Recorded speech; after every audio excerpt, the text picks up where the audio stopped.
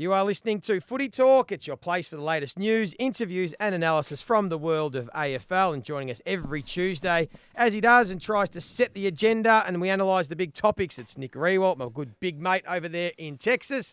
Hello, Roo. How's the week going? Yeah, good. Well, it's Monday, that's true. We're off to a flyer over here, Joey. But no, all good. Another big week of footy. What do you got? What's your thought of the week? I love this. You always come up with the left field ones. Very creative you are. Yeah, no, I just like thinking. I always think about footy. I'm in the shower. I'm thinking about footy, and then I'm laying in bed and I'm thinking about footy, Roo. So I was just thinking Erin will be wrapped. Erin will be wrapped. Tell me about it. She's watching Netflix in the other room. Hey. So my thought of the week, Roo, I was looking at the games coming up this week, and there's a couple of beauties. Geelong taking on Melbourne, GWS Giants taking on the Sydney Swans. At the moment, everyone's got the Giants and the Cats as the premiership favourites. And I just took a bit of a look, and it's interesting when you look at who the teams have played because, yes, Geelong had a great win against Carlton, and it was a terrific game, and two teams that we do expect to be there when the whips are cracking at the end of the year. But when you do look at Geelong's games so far, Rui, that was the only team they've played in the top 8 because their other wins have been against teams like St Kilda, Adelaide, Hawthorn, North Melbourne, the Western Bulldogs and Brisbane in the wet. So I just wonder how true of a reflection is Geelong being an undefeated 7-0 best team in the competition at the moment because their tests will come. They've got some tough games coming up. And it's a bit the same with the GWS Giants. So they have only played Carlton as well in the top 8. And guess what? They got beaten by Carlton. And the Giants' other wins have been against Brisbane, St Kilda, Gold Coast, West Coast, North Melbourne. And, of course, they beat Collingwood, who were underdone in that opening round game up at the Sydney Showground. So it's just interesting when you take a look at these teams at the top. It's surprising how little they have played against each other. And there's a few of them coming up. So Geelong have got Melbourne and Port Adelaide coming up. And there's some tough games. And then when you flip down to some of the sides that we've all thought would be better than they are and how much they're struggling. For example, the Brisbane Lions, you go, 2-5, how disappointing. But then when you look at it, they've played the Giants, they've played Geelong, they've played Melbourne, they've played Fremantle, they've played Carlton. They've played 5 teams that have already established themselves in the top 8. And even when you look just quickly at our boys, St Kilda, and we thought, that they'd be better. To be fair, they've played Port Adelaide away, they've played the Giants away, they've played Essendon, who we know now are a legitimate team, and they've played Geelong away. So sometimes it's you've got to sort of look a little bit deeper at the ladder. But anyway, it's just interesting. It'll be great to see where the Cats are at. For those top teams, it's not you can only beat who you play. That's right. We know that, but it's okay, let's just see next 5 to 6 weeks water will find its own level and who knows, they might keep running the table because they are in red hot form, particularly the Catters. Mine's a really simple one this week, Joey, and I know you're really big on this, the senior players remaining in the game and remaining at clubs because of the value that they provide. And it was just awesome on the weekend, I thought. A team that was under the pump massively in the Fremantle Dockers for their man Nat Fyfe to come out and do what he did and just provide a little reminder of what senior players are capable of when you really absolutely need them. And that's the value of keeping them around and keeping them on your list because when you need them, the experienced ones, the champions, they step up. And Nat Fyfe did it again and just reminded us all what a star he is. Great minds think alike, Roo. That was going to be my other thought of the week I was coming in with was these veterans that we write off too quickly and then you realise when they are fully fit what they are capable of. So you've got Fyfe, but I can put Elliot Yeo in the same basket and what he's doing at West Coast. Charlie Dixon and the impact that he's having at Port Adelaide. Even Danger. Like everyone wrote off Geelong this year because Danger's old. Now, I know he did his hammock, but up until that point, he looked like Dangerfield of 2017. He was breaking tackles and putting... It's not just when they're fully fit, but give them a matchup that suits them. So all of a sudden, Charlie Dixon might get the second best defender. He might get the third best defender. Nat Fyfe might run through the middle. He might be playing on a 19-year-old body or a 20-year-old. I mean, he did the week before and Harley Reid pancaked him. So it's not always going to work in your favour. But just a good reminder, the value of senior players, of experienced players and champions when you need them most. Yeah, and don't write them off in the media too. Just wait and they've still got plenty to offer. Very good. Hey, I wanted to get into some of the... Yeah, I want to ask you because there is one team, but you mentioned some of the top teams just before, Joey. So you mentioned Geelong and you mentioned the Giants. And I think the question marks about them are more regarding the opponents that they've played. Where are Carlton at? Because, I mean, their very best this year has been amazing. They've looked a little bit wobbly a couple of times. I thought Vossi's commentary after the game last week was great from a coach. He was very critical. We don't stand for that. It was good leadership. Where do you see them sitting right now? No, I'm still really bullish on Carlton, Rui. I think that they are absolutely in this season up to their eyeballs, if not, premiership favourites, equal favourites. I know there's been a bit of talk about their defence the last few weeks, and yes, it has been slightly off, but we have seen this Carlton team under Vossi be elite defensively. Last year, I think they were top 4 in the competition. Yep. They started the year really well. And it's funny, everyone's talked about this week's game against Geelong and looked at Carlton's defence and how it broke down. And you go, hang on a minute, Geelong also conceded 105 points against Carlton, but nobody's talked about Geelong's defence because they won the game. So it's just interesting when you look at it. I mean, the last 3 weeks, yes, the numbers don't jump off the page about Carlton's defence, but including that, they played the Giants, who are the number 1 offensive team in the competition, and they beat them, even though they conceded 98 points.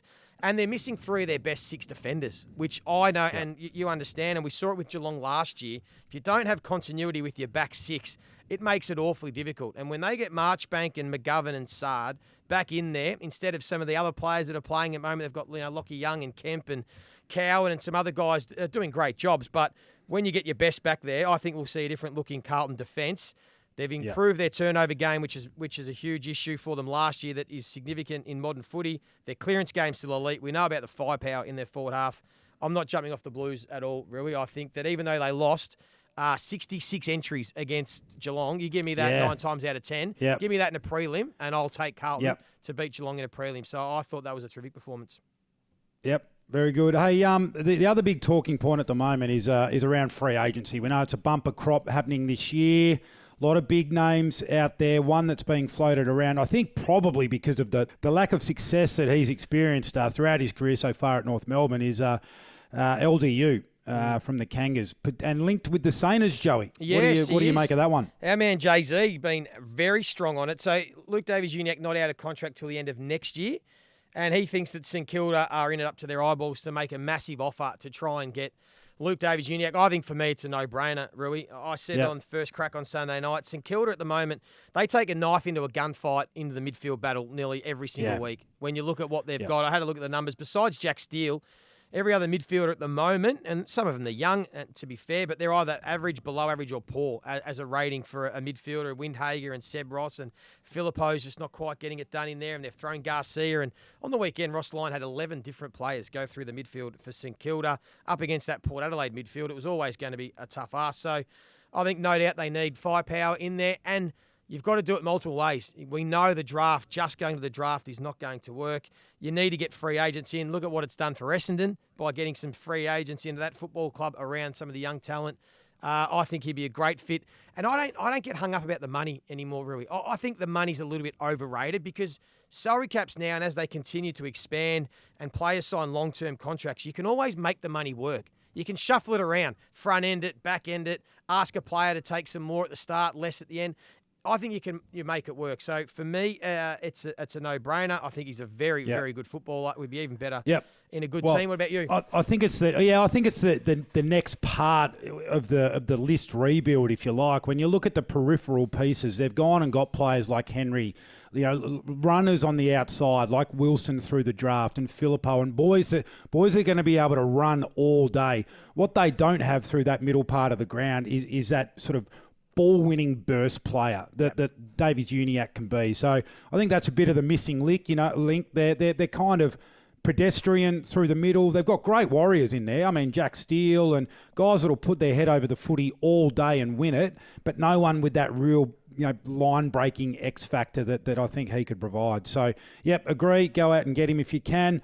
Another great midfielder over the last decade and a bit, really, has been Rory Sloane hanging up the boots, Joey. Yeah, he had the two detached retinas and basically spoke about wanting to be able to see for the rest of his life instead of playing football, which is more than a fair enough reason to retire. I watched his announcement online and it gave me little tingles, going back to the moment where you actually have to say the words out loud, telling the group, I'm retiring. It's the hardest thing to do. Rory had a tough time doing it, but gee, what a player he was. I saw a stat last night. Between 2012 and 2017, really, he was rated the 7th best player in the game for that 5-year period. And we're talking behind Dangerfield, Pendlebury, Selwood, Gary Ablett Jr. Like, he was right up there. And more importantly, one of the best blokes that we played against in our time. Absolute ripping fella. And he was a St Kilda supporter. How many times, every time we saw him, he used to tell us that he grew up breaking for the Saints. To me, he had real Lenny Hayes vibes about him. You know, like he sort of played that way. He put his head over it. He was courageous. He was graceful as well. And just someone that everyone loved. So for me, the sort of Lenny Hayes, Rory Sloane comparison is probably, that's about as big a compliment as you could get paid, I think. You know, that's how right. highly we think of Lenny. So, and international rules, they were the moments where you got to spend a bit of time with those guys, and he was an absolute ripper, Rory. So well done on a fantastic career. He was, certainly. Hey, while we're talking about Adelaide, they've got a massive showdown against Port Adelaide. Just quickly, they're going to be missing 3 of their stars. We know Powell Pepper, unfortunately, out for the year with an ACL. Alir's going to miss through concussion. And Connor Rosie. Does that test out Port Adelaide for the next few weeks, missing some of their 3 key players? Or do you think they've got enough depth and they're good enough? Because Jeremy Finlayson will come back from that suspension for the slur. He'll be back into the side. But are you concerned about Port Adelaide, or you still think they can cover? Look, I think if you're going to have a successful campaign, you're going to need your depth players to play roles at various stages of the year. So I don't think it's like, you never want your guns to get injured, obviously. But I think for where they're at right now, it's probably not the worst thing to expose some of their sort of 23, 24, 25 on the list to some really high intensity footy, and you learn a little bit about them as you go through which age you come finals time. So look, I still expect Port Adelaide to be really hard to beat. I mean, with that midfield, they're so solid behind the footy. I think they should be able to sort of hang in there at least for the next few weeks until the troops come back. Yeah, no, I think that they'll continue to win plenty of games of footy. They've got a bit of a tough run as well after this. Hey, we will take a break. I want to get into real talk, shit talk, and just maybe have a look at a couple of the games coming up. But if you are listening to Footy Talk and you do have a question for us, make sure you jump on Instagram or on TikTok and hit us up. You are listening to Footy Talk. If you're listening on Spotify, please hit the bell to be notified when we drop a new episode. I'm here with Nick Riewoldt. We like to play a bit of real talk, shit talk. Some of the comments and storylines going around the world of AFL and whether we agree or disagree with it. The first one I'm firing at you, Rui, and this is, I think, relevant for you, that the Kangaroos should consider making Sheasel the captain from next year. Real talk or shit talk?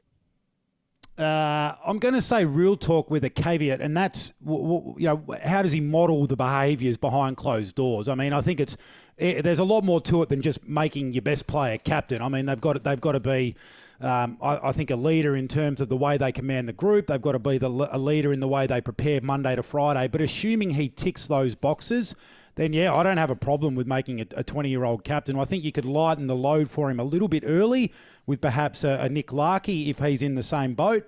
But absolutely, put him in there. Give him the reins. How old were you when you were first captain, and how did you find it in your first year at such a young age? What were you, 20? 21. 21. And how did you find it in your first year at 21? Yeah, great, because guess what? There are a lot of senior players around to provide the support. Robert Harvey, Aaron Hamill, Fraser Gehrig, Andrew Thompson, those sort of guys on the list. And I mean, you don't become the solo beacon for leadership. It doesn't work like that. You're still part of a group or a weight of numbers that are leading week after week. So look, I think it'd be a good change, providing he ticks those other boxes that we mentioned. One for you, Joey. The Swans forward line, there were question marks about how they'd go without Buddy, but they are the real deal, the Swans forward line. This is going to be a tough one. I'm going to say shit talk still for now, Rui, because what? As we touched on earlier, they're playing against the top teams. Sydney haven't played that many top teams as of yet. They played Melbourne in round 1, which was a really good win. But since then, you look at their last 4 games, Rui. They've beaten up on Hawthorn, Gold Coast at home, West Coast, Richmond, and Essendon at home. I just want to see it against the Bears. I want to see Logan McDonald and Joel Amadi and Hayden McLean do it this week against Jack Buckley and Sam Taylor and Harry Himmelberg. If they can kick 100 points against the Giants this week, I'll change my tune. I just want to okay. see it against the very best. I'm just going to hold fire Sure, and say tough shit man. talk for now. Geelong are no good. They haven't played anyone. The Giants are no good. They haven't played anyone. The Swans forward line's no Well, good. it's pretty Jeez, you're boring hard if to we please. if we think we all know it. We know it all You're now. hard to please. Hey, What one do you more got for me? you. Off topical for us. By the way, I'll give you a little take on this after. But after the draw, Collingwood, Essendon. Yeah. Draw. They interview Scott Penderbury. Pendles, what do you think? You know what he said? Extra time. I don't know if he was saying that. Pendles. He wasn't saying that in 2010, was he? But what do you think? Is it time now? Is it time now? I'll tell you, Nick Maxwell was, though. When we went into the middle of the ground and we were with Andrew Demetrio, he had the big Cheshire cat grin because he knew it was an extra 20 million into the coffers of the AFL. Nick Maxwell was going absolutely ballistic. He's like, this is bullshit. Yeah. We're going to play extra time. I was like, yeah, well, we got some momentum here. Let's do it. But should we do it home and away? I think it's time. I do. If you're a fan of the game, what's more exciting? Walking away like this? Oh, well, that was, And that was flat. boring. It was flat. Or No song. Flat. No anything. Yeah. Yeah, I reckon it's time. Well, why not? I think we're the only competition. But so what? Yeah, I we're agree. the only competition in the world that has extra time for finals, and then in regular season it's a draw. So no, I think it's time. Give the fans what they want, and I think it's more exciting. How good would extra time be? 5 minutes each way. It'd be everyone awesome. would be buzzing. Yeah. It'd be awesome. Be great TV. The networks would love it. They'd get a little bit more airtime. So I'm ready to change it. Last one, Joey. We might have said this last year actually as well. Jeremy Cameron is the number one player in the competition Right now. Yep. Is that what you're asking me right now? Oh, Yeah, right now. No, I'm going to still say shit talk again. You've been a bit. Yeah. I think Isaac Heaney, you can't go past what he is doing this year. It is off the charts, the year that Isaac Heaney is having. I saw, again, another stat about the coaches' votes after round 7. I think might have only been Nat Fyfe in his Brownlow year has polled more votes for the Coaches Association after 7 weeks than what Isaac Heaney is doing. It's ridiculous. And I didn't think I'd ever say that about Isaac Heaney. He's been a bit of a frustration of mine because he's always been a player that's come in and out of form and never strung it together consistently. But I said this a month ago, Joey. Put him in the midfield, and this is what happens. Mate, and now he's kicking more goals playing in the midfield than he was playing as a forward. Kicked another 3 Because you don't get someone sitting on you every week. You can just drift in there. It's perfect. Forwards think it's so easy in the midfield. It's where games are won and lost in the midfield. Hey, that's all we've got time for. Thank you for your time. Rui, of course, make sure you jump on Instagram if you want to get involved at Footy Talk _pod. Tomorrow, we have a couple of the best-looking hosts in the business, Abby Holmes and David Zaharakis, along with Jack Heverin, as they take a look from a player's point of view. Until then, enjoy your Tuesday. See you next Tuesday. Thanks for watching Footy Talk. Subscribe to the channel to watch myself and Rui every Tuesday.